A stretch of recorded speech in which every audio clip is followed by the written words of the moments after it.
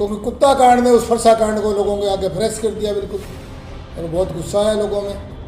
तो जो लोग थोड़ा मन कमज़ोर किए बैठे थे या मन बनाए हुए नहीं थे, उन लोगों ने बड़ी दृढ़ता से और इसका बुरा मनाया, और ये फरसा कांड और सारे ताज़ा हो गए उनके दिमाग में। फरसा कांड से हरियाणा में सुर्खियों में आए एसएस बोर्ड के पूर्व मेंबर हर्ष मोहन भारद्वाज बोले, अगर हरियाणा में फरसा कांड मुकट कांड के बाद कुत्ता कांड नहीं होता तो बड़ौदा विधानसभा के उपचुनाव में भारतीय जनता पार्टी के प्रत्याशी योगेश्वर दत्त पहलवान की हार नहीं होती। हार का कारण कुत्ता कांड, मुकट कांड, फरसा कांड है। बड़ौदा में कांग्रेस प्रत्याशी की जीत के बाद वे हांसी पहुंचे। उन्होंने पत्रकारों से बातचीत करते हुए कहा कि अब भविष्य हुड्डा के हाथ में हरियाणा का सुरक्षित है और आने वाला समय कांग्रेस का है। चौधरी भूपेंद्र सिंह हुड्डा हरियाणा के मुख्यमंत्री बनेंगे। इस अवसर पर कांग्रेस के वरिष्ठ नेता राजेश कासनिया सहित काफी संख्या में कार्यकर्ता उपस्थित थे। भारद्वाज साहब, कहीं ना कहीं मानते हो आपका फरसा कांड बड़ौदा में चला है? फरसा कांड और मुकुट कांड दो कांड थे, मैं तो पहले बताता हूँ। तो फरसा कांड और मुकुट कांड वो चला है वहाँ पर, और शायद कम चलता है यदि कुत्ता कांड ना होता तो, क्योंकि कुत्ता कांड ने उस फरसा कांड को लोगों के आगे फ्रेश कर दिया बिल्कुल, और बहुत गुस्सा है लोगों में।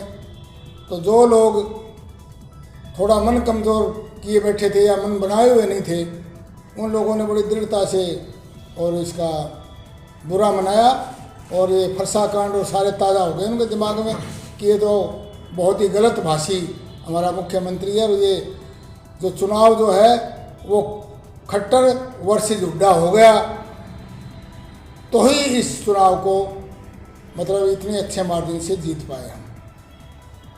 मुकुट कांड और कुत्ता कांड तीनों ने ही इसमें भूमिका निभाई। भारद्वाज जी, अब क्या लग रहा है? उपचुनाव जीत चुकी है कांग्रेस पार्टी, कहीं ना कहीं आपने भी बड़ी मेहनत करी है वहाँ उपचुनाव में बड़ौदा में, अब क्या लग रहा है आपको?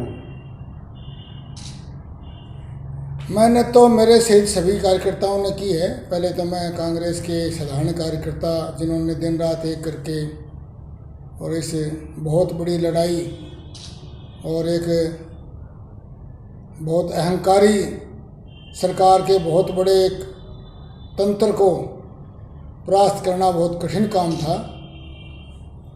उसको परास्त करने का जो काम कार्यकर्ताओं ने किया है, आम कार्यकर्ताओं को बहुत बहुत बधाई देता हूँ, धन्यवाद करता हूँ। और मेहनत सबकी रही है। लगता ये है कि भाजपा में यदि नेतृत्व में अभी कोई समझ होगी तो इस हार से सबक लेंगे। जो जो कमियां थी वो ध्यान में करवाई गई समय समय पर। कार्यकर्ता परेशान है भाजपा का,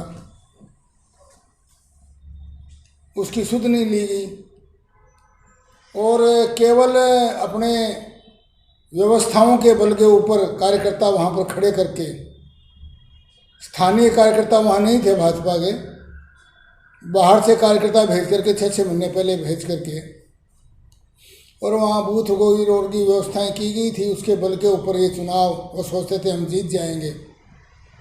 स्थानीय कार्यकर्ता के बिना चुनाव कभी नहीं जीता जाता।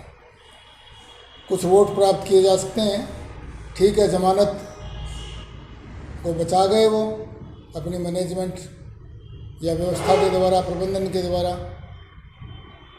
अब भी भाजपा को शिक्षा लेनी चाहिए। हम बार बार एक बात ध्यान करवा रहे थे, भाजपा हाईकमांड को जिन चीज़ों का संज्ञान लेना चाहिए था कि एक ऐसे व्यक्ति को मुख्यमंत्री के पद पर हाईकमांड ने आसीन किया जो पिछली बार तो पहली बार ही एमएलए बने थे। तो चलो परफॉर्मेंस का कोई विषय नहीं था, मोदी जी ने उनको पिछली बार बना दिया, तो इस बार तो परफॉर्मेंस भी 40 सीटें आई, पूर्ण बहुमत नहीं आया। और जो मंत्री थे वो बड़े बड़े मार्जिन से और प्रदेश अध्यक्ष पूरे मार्जिन से 50,000 से ऊपर वोटों से हारने पर भी हाईकमांड ने कोई सबक न लेकर के उन्हीं लोगों को दोबारा थोप दिया, उसी मुख्यमंत्री ने, सर जिनके बारे में मीडिया वीडियोस कि उनका व्यवहार बहुत एक ऐसे बिल्कुल अशिक्षित और गंवार आदमी के से व्यवहार से भी नीचे का व्यवहार है। कई घटनाएं भी वीडियो वायरल होने के पश्चात भी उनको सीएम के पद के ऊपर दोबारा थोपा गया। जिन निर्दलियों को टिकट नहीं दी गई विद्रोहियों को, उनमें से ज़्यादातर जीते, यानी टिकट बांटने में भी ऐसे रेवड़ियाँ बांटते हैं अपनों को, इस तरह की रेवड़ियाँ बांटी गई, जनता का ध्यान नहीं रखा गया। ऐसे आदमी को मुख्यमंत्री के पद के ऊपर दोबारा आसीन करना ये हाईकमांड की गलती थी। और इस उपचुनाव में भी उन मुख्यमंत्री महोदय ने अपना बिना स्तर के चुटकुले सुना करके चुनाव प्रचारों में ऐसे स्तर के चुटकुले, और वहाँ पर जो जेबीटी अध्यापक थे उनको कहा तुम्हारे उठाकर फेंक देंगे, तुम्हारे बैनर फाड़ देंगे, ऐसी मूड गंवार जैसी भाषाएं इस्तेमाल, जो ठीक है कि कोई आदमी ठीक नहीं है, स्वस्थ नहीं है, वो तो ऐसी भाषा बोले तो कोई दिक्कत नहीं आती, परंतु मुख्यमंत्री के पद के ऊपर तो बहुत स्तर के लोग बैठते हैं, तो वहाँ पर बैठ करके ऐसा आदमी बोलता है, ऐसे बोलता है, फिर उसका कोई हाईकमांड संज्ञान नहीं लेता। हमने प्रेस करके भी वहाँ कहा कि भी हाईकमांड संज्ञान ले, भी ऐसा आदमी जो अपने कैंडिडेट को ही कुत्ते से तुलना करता है, जो एक अच्छे प्रतिष्ठित व्यक्ति को, नारवाड़ साहब को, उसके गांव में जाकर के ऐसी भाषा बोलते हैं, उनके बारे में लालची कहते हैं उनको, तो हाईकमांड को इसके बारे में संज्ञान लेना चाहिए। यदि पार्टी में कुछ संजीदापन हुआ तो संज्ञान लेंगे, नहीं तो जो सर्वे आया है उसमें इस मुख्यमंत्री की तो लोकप्रियता पहले तो 2 महीने पहले 4.4 थी, अब 0.4% है, और मोदी जी की लोकप्रियता का ग्राफ भी बहुत नीचे इस कारण गया है, इस मुख्यमंत्री के कारण। यदि वो संज्ञान नहीं लेंगे तो बहुत बड़ा एक आगे आने वाले समय में बहुत बड़ा बीजेपी को नुकसान होने वाला है, और कांग्रेस को उसका स्वाभाविक है, वो विकसित दल है और बहुत मजबूत विकसित दल है, उसका लाभ उसको मिलेगा। सर जो उपचुनाव बड़ौदा जीती है कांग्रेस पार्टी, इसका से विपक्ष का सरकार का कहना है कि चौधरी भूपेंद्र सिंह हुड्डा का गढ़ था, उन्होंने अपनी सीट बचाई रखी है। हाँ जी, तो आप क्या मानते हो जी इसमें?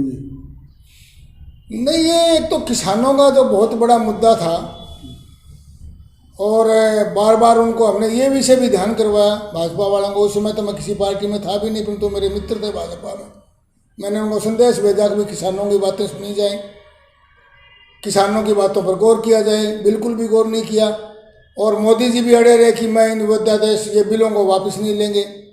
वापस लेने की तो बात ही नहीं थी, किसान तो कह रहे थे कि 1/4 इसमें MSP का जोड़ दिया जाए, परंतु तो उसके लिए भी इतने जिद पकड़ ली, एडामेंट हो गए कि नहीं, हम तो इसको ब्रह्मा जी की लकीर की तरह इसको हम बदलेंगे ही नहीं। तो ये जो कारण थे, क्योंकि वो जो किसान बहुल सीट थी, और दूसरी फिर वहाँ पर मुख्यमंत्री जी, मैंने तो पहले कहा था भाई मुख्यमंत्री जी आ जाएंगे तो ये सीट वैसे ही हार जाएगी भाजपा। उनको बुलाया, अब उन्होंने भेजा और उसका फल आया है। यदि उनका दौरा नहीं होता तो शायद कुछ तस्वीर और हो सकती थी। उन्होंने जाकर के वो तुलना की और फिर कहा कि किसानों पर लाठीचार्ज नहीं हुआ, उनके जो बयान थे, लाठीचार्ज हुआ ही नहीं और मैंने इंक्वायरी कर दी है। इस तरह की जो भाषाएं थी ये खराब करती हैं लोकतंत्र में। लोकतंत्र में किसी की तानाशाही चलती नहीं है, राजशाही में तानाशाही नहीं चलती थी, रावण जैसा भी नहीं चली। ये तो लोकतंत्र है। तो श्रेय तो इसमें पार्टी के आम कार्यकर्ता को जाता है, बाकी नेतृत्व जो होता है उसको श्रेय तो उसी को मिलता है। फौज लड़ती है तो नाम तो सेनापति का ही होता है। तो हुड्डा साहब का तो प्रयास है ही, उन्होंने दिन रात इतनी मेहनत की, दोनों बाप बेटा ने बहुत ज़्यादा मेहनत की, और वहाँ पर विधायक भी, कांग्रेस के कार्यकर्ता भी पूरे ज़ोर शोर से लगे। तो सबका संयुक्त प्रयास है, और सत्ताधारी दल ने वहाँ पर कोई कमी छोड़ी नहीं। जो भी वो कर सकते थे, जो भी हथकंडे अपना सकते थे। तो ऐसे में इस चुनाव को जीतना ही, और वो भी 10,000 से 12,300 के मार्जिन से, मैं तो कहता हूँ ये सबका संयुक्त प्रयास है। तो ये सबको श्रेय जाता है, नेतृत्व को तो श्रेय सबसे ज़्यादा जाएगा। सभी भाइयों को प्यार भरी राम राम। हरियाणा पोलकोल न्यूज़ सबसे तेज है और बहुत ही अच्छा। प्लीज़ सब्सक्राइब करें, शेयर करें अपने दोस्तों के साथ, बेल आइकन दबाएं।